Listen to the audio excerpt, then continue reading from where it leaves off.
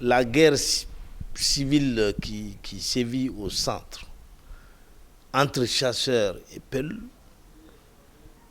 a été fomentée pour faire oublier au Mali la nécessité de reconquérir le nord du Mali.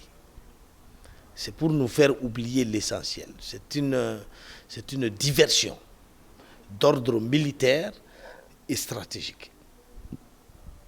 Tant que nous sommes englués au centre, nous n'aurons pas l'idée d'aller reconquérir, de nous préoccuper trop du nord.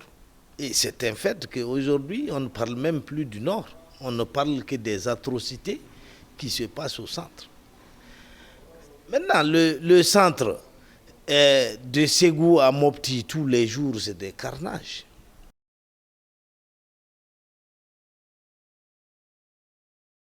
Moi, je souhaite qu'il y ait de grandes assises nationales pour parler de paix entre les chasseurs Bambara et Dogon, d'une part, et les Peuls, d'autre part.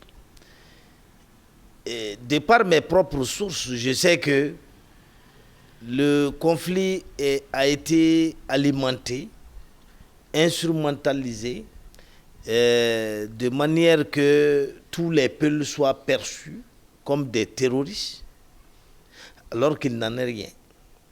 Il est bon que cet amalgame soit levé. Tous les peuples ne sont pas terroristes. Au contraire, les terroristes utilisent le nom peul pour essayer de s'introduire en milieu peul. Et d'ailleurs, ils ont fait beaucoup plus de victimes parmi les peuls qui refusaient de les rejoindre que parmi les autres ethnies.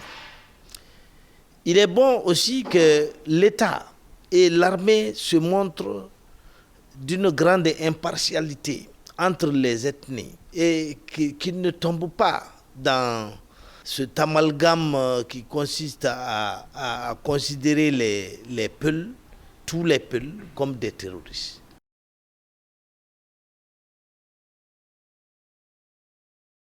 Ces assises doivent regrouper tout le monde afin que les griefs que les uns et les autres nourrissent puissent être exposés, que les projets de solutions puissent être examinés, qu'on essaie au besoin d'indemniser ceux qui ont été injustement spoliés de leurs biens ou ont vu leur famille tuée injustement.